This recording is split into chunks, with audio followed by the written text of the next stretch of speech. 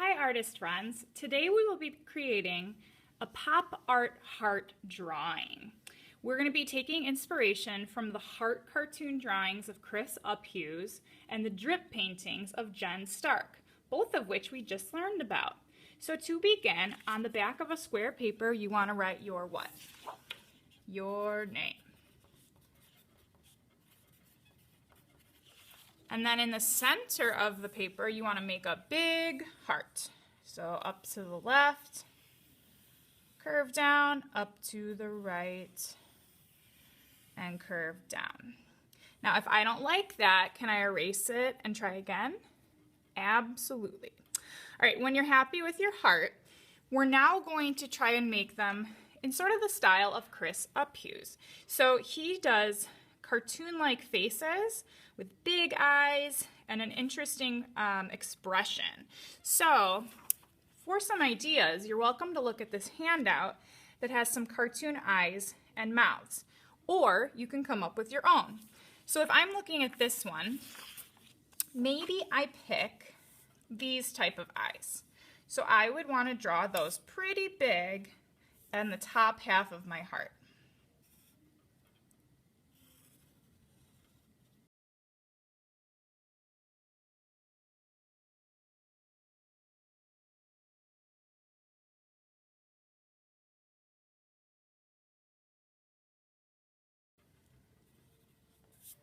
Okay, and then maybe I pick one of these mouths, or again, you can come up with your own. I think I'll try this one.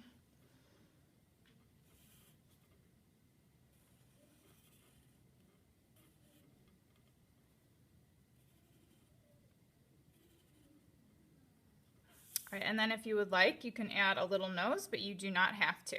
Maybe I'll just leave it like this for this one. All right, your next step is to take inspiration from Jen Stark's drip paintings. And we're going to make 1, 2, 3, 4 drip lines. So it's kind of like a wavy line, except instead of, I'm going to show you on the back, instead of making an even wave like that, you want it to be more uneven. And you're thinking of how it might look if something was dripping. So see how it's more uneven. So I'm going to start at the top and I'm going across my paper with, again, an uneven drip. So everyone's will look a little bit different. Some drips can go lower, some can be higher. When something is dripping down, it is irregular, meaning it doesn't all look the same. And I'm going to go all the way across. Now when I do my second one, I don't want to go through my heart. So when I get to about here, I'm going to jump and continue on the other side. Okay, so then we're going to go do 2 more.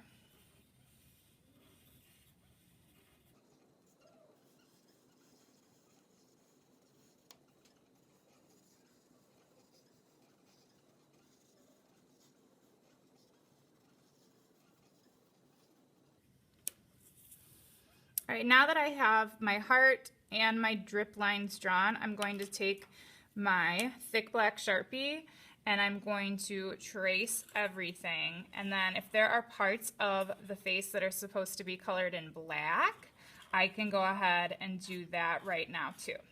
So why don't we skip ahead to the next step. Okay, so I have finished tracing my heart and my drip lines with thick black Sharpie. And you may also notice that I double traced my heart to make it really bold to stand out. So my next step is to take markers and color in my heart. So you can pick just one color to make it pop. So here I picked orange. I think I'm going to do light green on this one. But if you have details on yours like a tongue, or even if you want to add a little bit around the eye, you can add more colors to it. And I'm going to want to not use the tip of my marker, but I want to use the side so that I can get nice, long, thick strokes of color and get it really filled in solid. So let's skip ahead to the final step. Okay, and the final step of our project is to take neon oil pastels and fill in our drips. Now you can either do this with one solid color for each line, or as you can see in some of these, I've blended 2 colors within one layer. So I'm going to show you how to do that, and then you can choose. So if I wanted to combine, let's say pink and yellow, I'm going to take my darker one first. So I'm going to take the pink, and if I'm coloring this section, I'm going to press hard on half of it with my pink to get it really solid. And then when I get about halfway through this one, I'm going to press a little bit lighter in the center where I'm going to blend them together.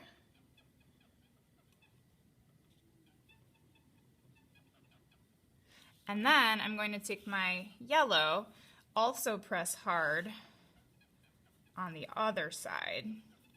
But then when I get to the center, I'm going to continue pressing hard and they can blend in the middle. So this looks actually really neat because it blends to more of an orange in between the two.